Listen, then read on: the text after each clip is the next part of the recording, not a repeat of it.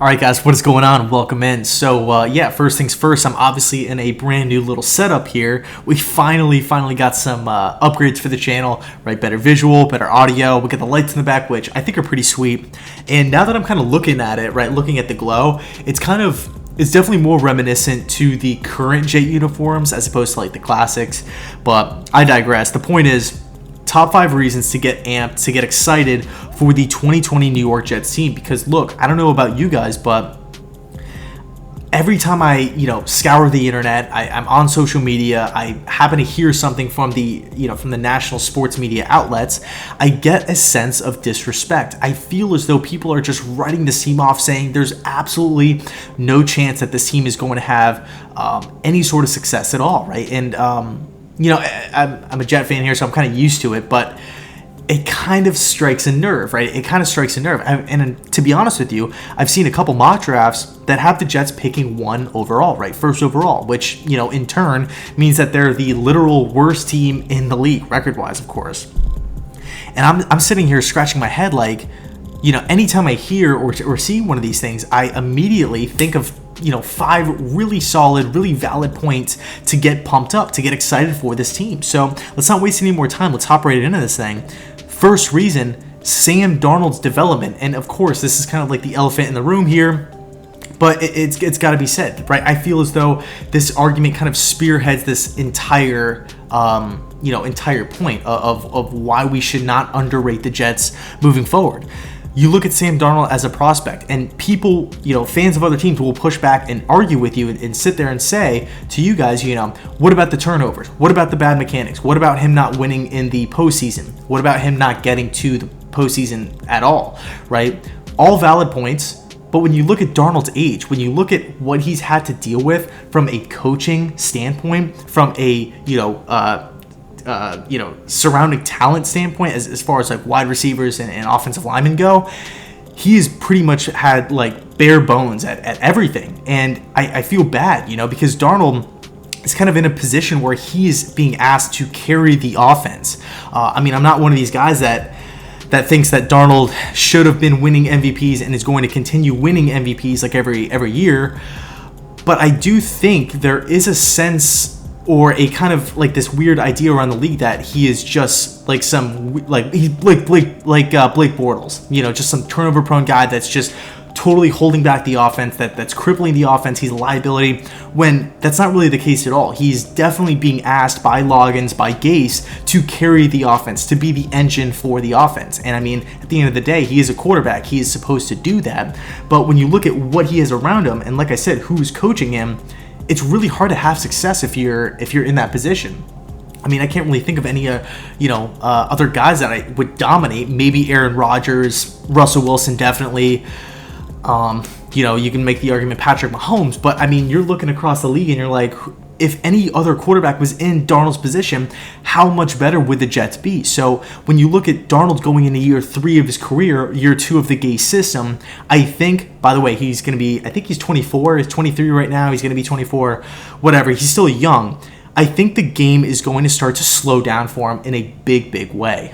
That's kind of the natural progression you see with quarterbacks, whether it's high school, college, professional, whatever. The longer that they play, the more games, the more reps that they see, whether it's practice or game, it starts to slow down. I'm telling you, it makes a big difference here. So moving on, point number 2, injured players coming back. 3 specifically: CJ Mosley, Chris Herndon, Avery Williamson. Okay, now I know Avery Williamson is a little up in the air because there's kind of a sense on social media, a lot of Jets fans are saying that he's probably going to either be dealt, right, like traded or released. I hope that's not the case. I love Avery Williamson. He's one of my favorite players on the team. I think he's really solid.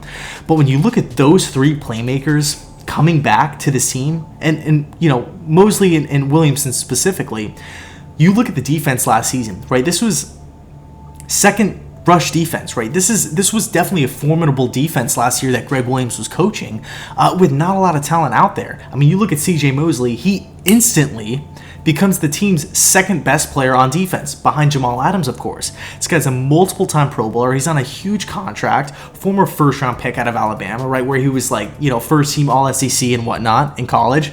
Guy's an absolute ball player. And to add C.J. Mosley back into this Jets defense, to add a guy in Chris Herndon back to the offense, to hopefully inject some life into this team, I think that's huge, right? And even in Williamson's sense, this guy's a tackling machine. He wraps up everybody. So I'm looking at 3 huge key players that people are just not even talking about. Like, people are just saying, like, yeah, it's going to be the same exact. It's going to be the 2019 Jets just playing in 2020. No, that's not the case. C.J. Mosley is an absolute tank, and he's one of the best defensive players in the league. So we can't just discount that, or we can't just throw that out the window or let that go over our heads. Because that obviously makes a huge difference. Okay, so point number 3, our weak spots from last year, position-wise, got addressed. Offensive line, Mekhi Becton, Connor McGovern, Greg Van Roten. We brought back Alex Lewis. George Fant. Joe Douglas specifically did a lot of work in that department, making sure that this offense has a chance to have success moving forward. Again, you can't ask a quarterback, you can't ask an offense or, offense as a whole to have success and to dominate teams when it's, you have certain positions that are just completely desolate and vacant. The offensive line play last year and the year before that and the year before that was horrible, right? Was horrible. And I'm hoping the moves that, Joe Douglas has made in his first offseason with the New York Jets will be impactful, will help this team out tremendously moving forward. Definitely positions of need. We invested our first round pick in Mekhi Becton, right? Left tackle. We hope that Becton is the future left tackle for the next 10 to 15 to 20 years. That's a big move, right? So that's offensive line. We didn't even talk about cornerbacks last year. And yeah, we were kind of middle of the road last year as far as like pass defense. I think we were 16th or 17th. But you look at the cornerback position. Our top 2 guys, Trumaine Johnson and Darryl Roberts, were complete disappointments last year. We had guys out there that weren't necessarily ready to play, right? Practice squad guys, late round draft picks that kind of got thrown to the wolves, thrown to the fire. Now with an entire, off-season, training camp, mini camp, preseason, all that kind of stuff, to work with newer, with not only the guys that we have, like guys like Arthur Maulet and Blessian Austin, who I thought that did really, really really well last year.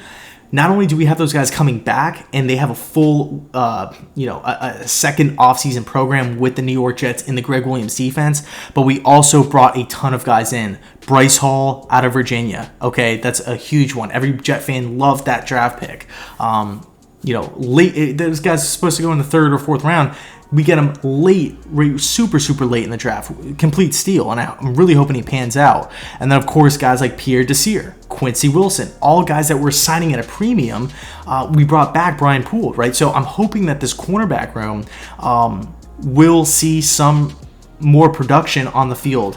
Because compared to last season's, I really felt, I remember watching the games last year, I was in a position where I'm like, I feel like, what is going on with the cornerback? I feel like, guys like Tom Brady and Carson Wentz, they're just shredding us.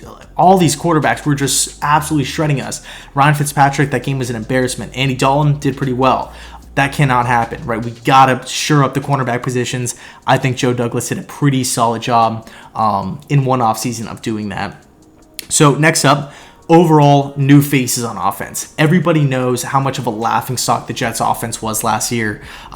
It was horrible. We could not throw the ball. We could not run the ball. It virtually seemed like it was 3 and out every single play, or every single drive, I remember sitting there thinking when we got first downs, being pretty pumped up, because they were just so few and far between that I was amped when we got a first down last year. And that's not how fans should feel, right? That is absolutely not how fans should feel, especially with a big time running back and a guy that was brought in Adam Gase to fix the offense, to fix Sam Darnold, or to help Sam Darnold grow and whatnot.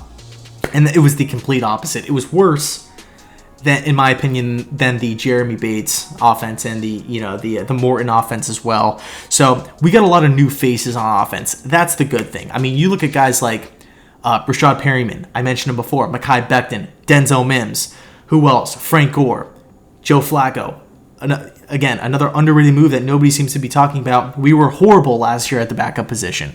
Absolutely horrible. Now we have a solid veteran guy, and yeah, he's dealing with the neck thing, but from not so much a playing aspect, but from just a helping, a mentor kind of advisory role, I think he's going to help Darnold out in a big way. And let's say, worst case scenario, Darnold gets mono again. Darnold gets hurt. Flacco could come in, and it's not game over after the first drive, which is kind of how I felt last year with guys like Luke Falk and Trevor Siemian. So new faces on offense, whether it's helping on the field or off the field, I think it's going to be helping the team. And when you add so many new players at especially positions of need, like Mims, like Becton, like Flacco with the backup quarterback situation, I think it's really going to benefit the team moving forward. Okay, and the fifth one, a lot of people are going to roll their eyes at this one, but it's a third wild card, right? Obviously, the new kind of rules are in place for this season. There's going to be a third wild card. That increases the Jets' odds tremendously moving forward into the season as far as making the playoffs. Of course, you can sit here and say, for this fifth one, there's a bunch of different ones that you can kind of say, like, Tom Brady's gone. What's going on with the Patriots? The division's wide open. It's between the Jets and the Bills, or the Bills and the Pats.